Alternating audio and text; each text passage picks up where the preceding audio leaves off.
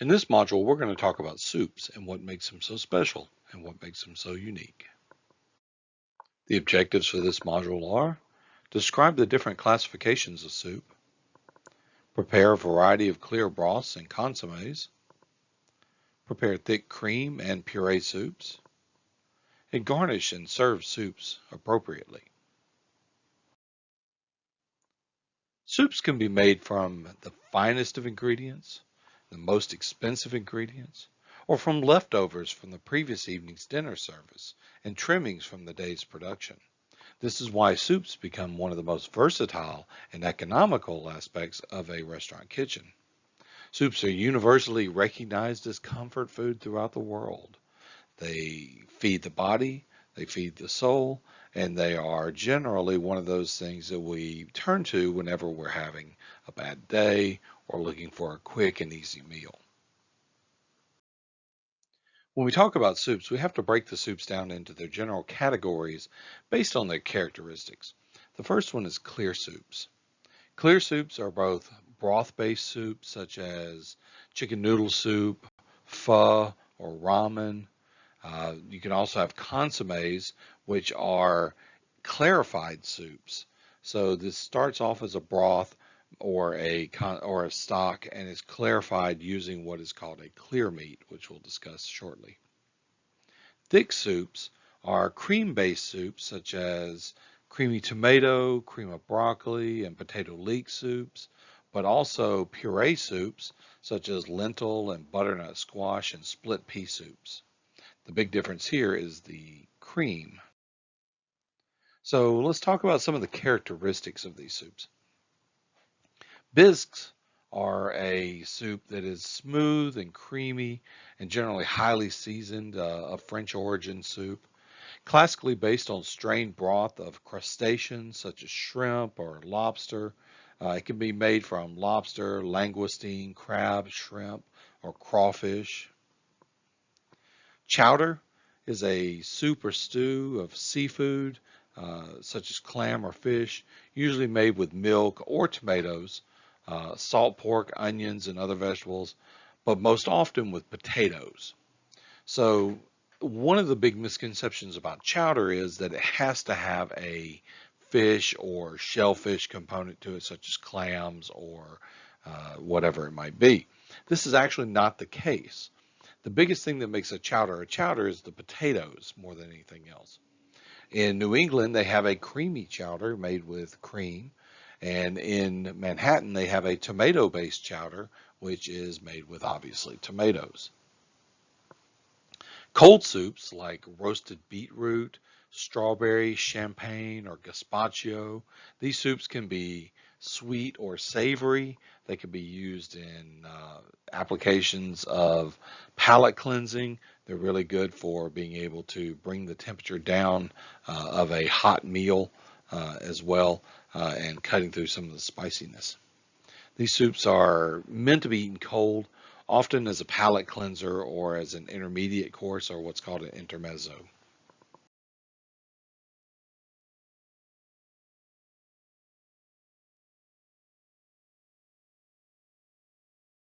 So today we are learning how to make a consomme. I was talking about the building blocks of French cooking, and the consomme is actually the evolution of a simple broth that is very cloudy. So that's a beef broth we've made last week in the pot-au-feu recipe, and we're going to try to clarify that broth to transform it into a clear soup that is called the consomme. In order to do so, we need to create what is commonly known as the egg raft. It's a floating a piece of ingredients that's got a blend of ingredients, mainly carrots, tomatoes, celery, the green part of the leek, a bit of coriander, you can use chervil, beef also, I will explain why, and most importantly egg whites, and mixing all together is going to create that raft, and it's going to be I'm going to show you how to clarify that broth. We're also going to learn how to make the escoffier royale, which is a garnish serve with the consomme in general. You haven't seen that before, it's not very common, but it's a savory custard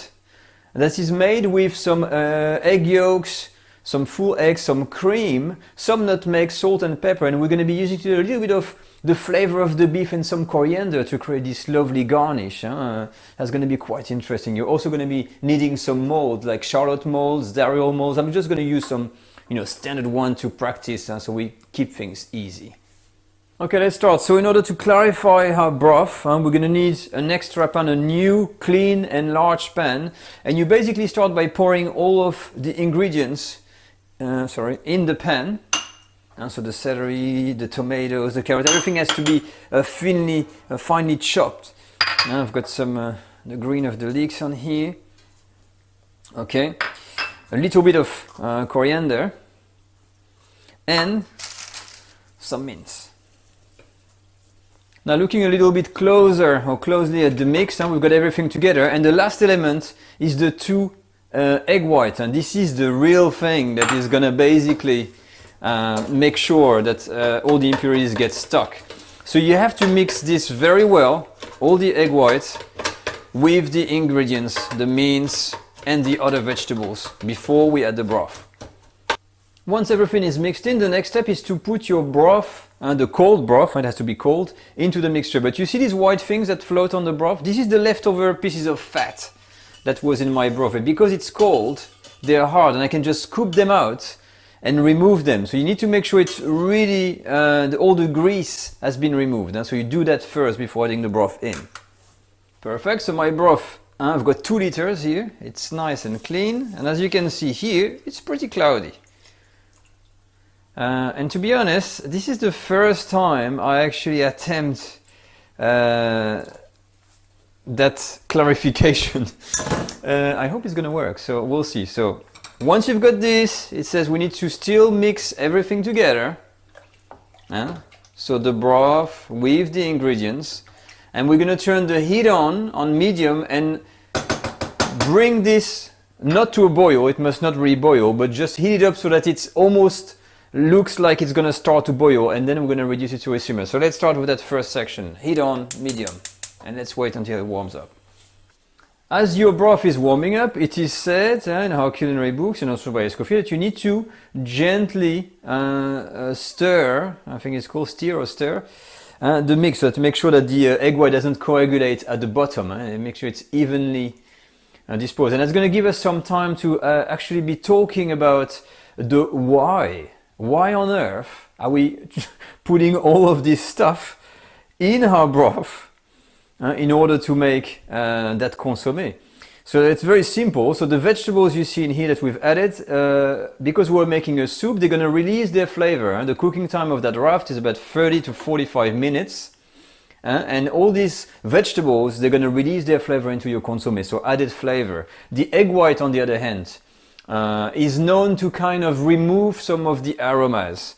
And so never put too much egg white in your mix thinking, oh, I'm going to put tons of egg whites, so I'm going to make sure it's going to be clear. No, because if you do that, your consomme is going to start tasting like egg. This is the big risk. So 1 egg white per liter of consomme usually.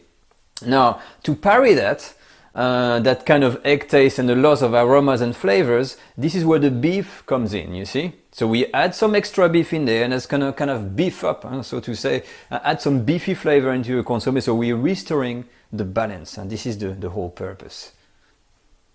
Now we're here, as you can see, you see these little bubbles going through. That means that it's kind of rich temperature, in which case you need to put your heat on really low. And that, from now on, apparently from what it says, you should not be touching it, you should not be mixing it, and it just needs to simmer for 45 minutes. I'm putting the timer on here for 45 minutes.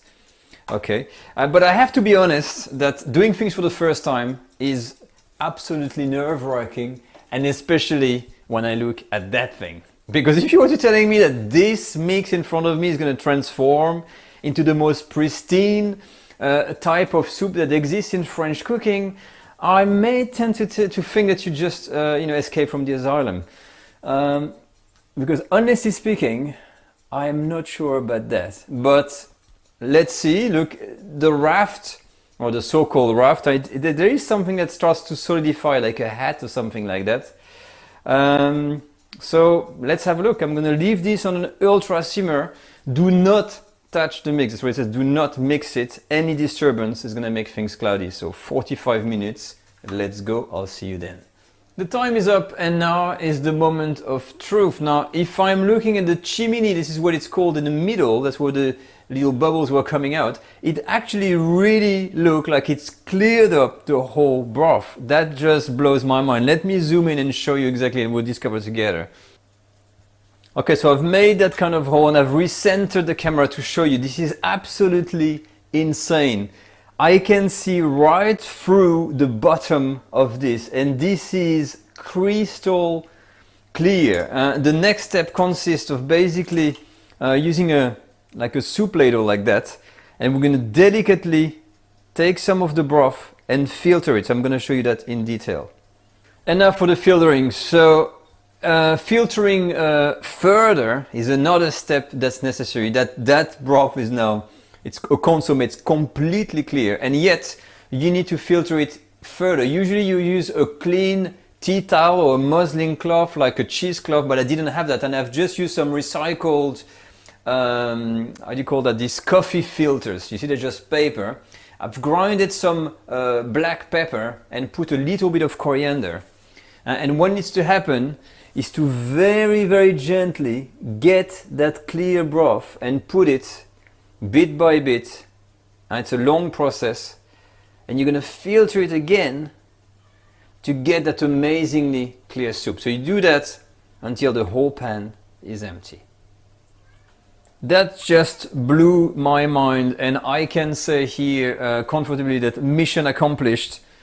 That technique with the raft is absolutely working. Would you look at this? You can see right through.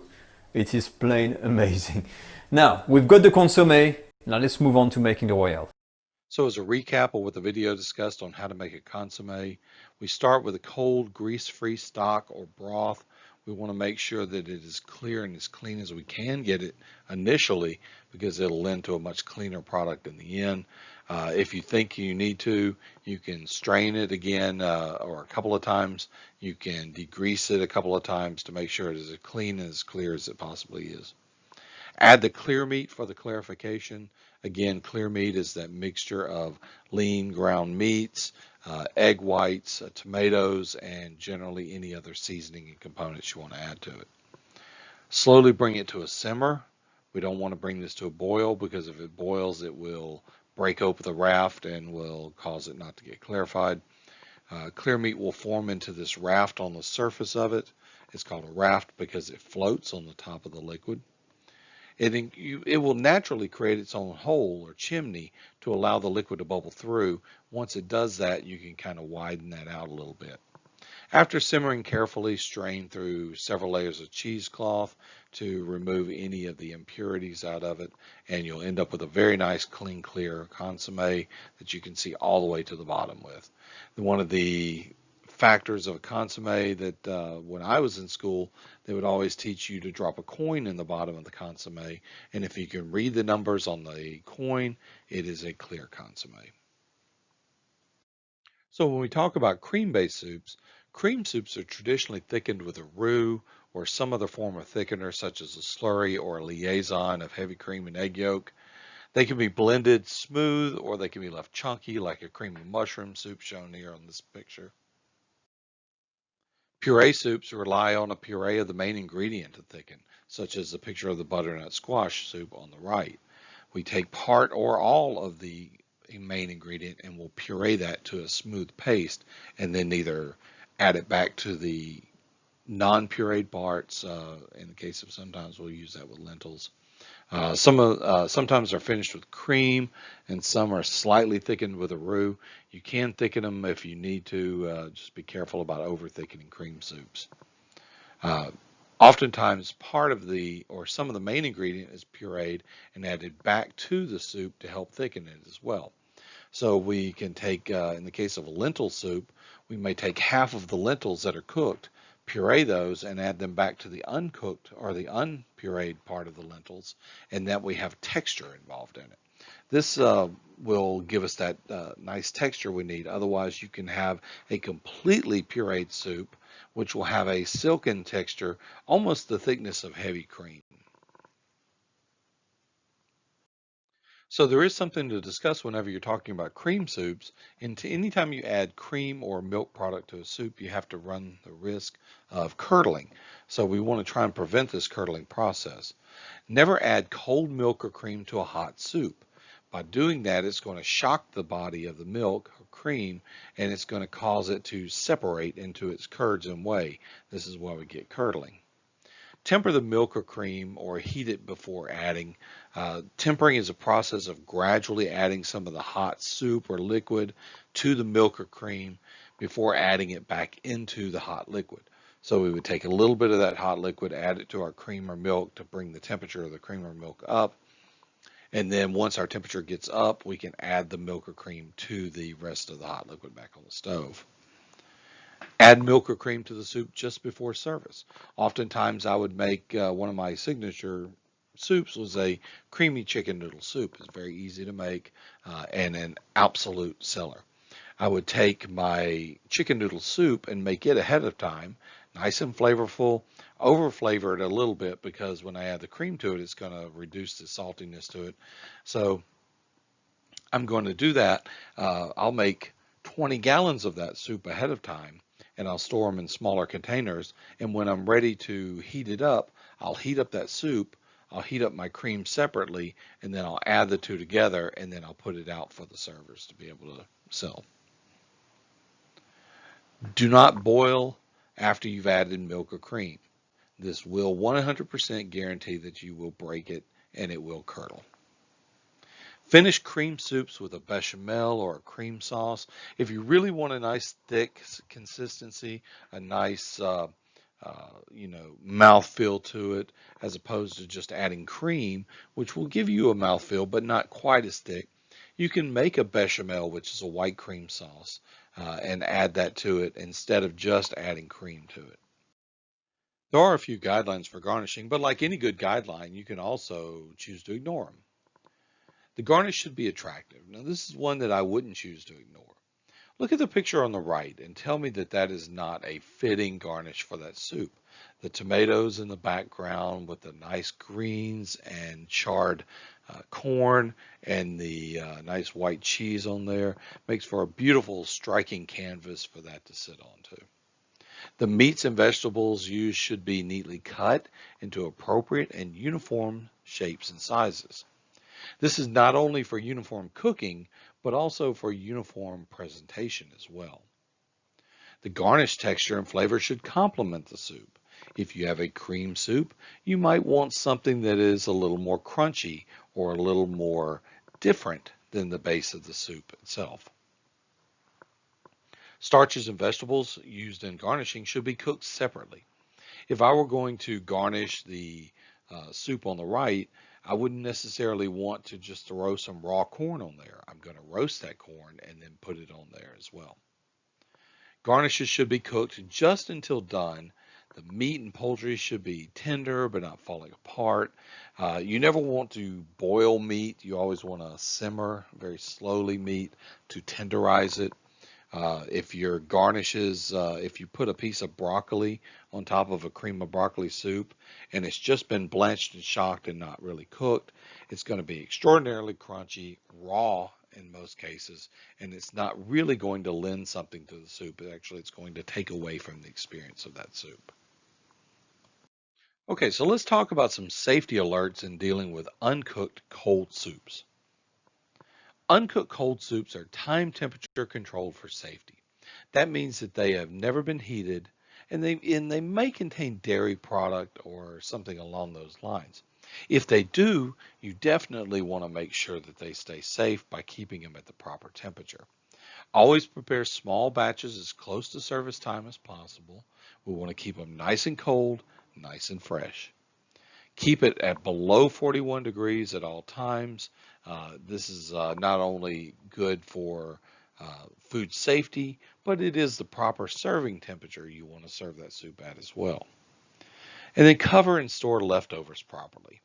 Anything left in the refrigerator will absorb the odors of other things in the refrigerators. Cold soups are no different. In many cases, because they're raw, it will soak in those odors and those tastes into it when it might actually compete with what you're trying to do or may give it an off taste altogether. When deciding whether you're going to serve something hot or cold, you have two rules that you have to play by. Rule number one, hot food hot. Serve soup is heated in bowls. We want to make sure that we don't just serve our soup in a chilled bowl or a bowl that's been sitting on the countertop at room temperature. The best thing to do is to put them in a low oven. Turn your oven on to, when you get in, 155, 180 degrees. And this is going to assure that your bowls are warm, and more than warm, they're going to be hot when you put your soup in. And this is going to prevent the soup from cooling down too prematurely. Cream soup should be stored or served at about 185 degrees Fahrenheit. This is a really good temperature that's not too hot, but also is not going to lose its temperature quickly. One of the reasons why we don't serve it hotter than 185 degrees is because it's cream, and cream has a tendency to stick to the roof of the mouth, and it will blister the roof of the mouth if it's served too hot. Broth soups, however, cool down much quicker. So you want to serve those at about 210 degrees Fahrenheit, just below the boiling point, because by the time they make it from the service alley to the customer, to the spoon, to the mouth, it's actually cooled down quite a bit. Rule number two, cold food cold. Serve cold soups in chilled but not frozen bowls. We want to keep our bowls in the refrigerator as opposed to in the freezer. When you put your bowls in the freezer, any residual water that might have been left on there from the dishwashing process can freeze into ice crystals, and that's going to affect your overall quality of your soup, but also could lead to chipping and breaking of the bowls in the freezer as well. So it's always a good idea to put them in the refrigerator, not the freezer. Cold soup should be served at or below 41 degrees Fahrenheit. So let's summarize and discuss some of our takeaways for the day. Soups are organized by characteristics such as thickness and ingredients. Consommes are clarified broth-based soups, prized for their clarity and light body. Pureed soups can either be completely smooth or have part of their main ingredient added back for texture. Never add cold cream to a hot soup. Garnishes should be complementing the soup. Keep them small and easily eaten with the liquid. And cold soups should be served cold, and hot soups should be served hot. This is a basic rule of food in general and is always good to keep in mind.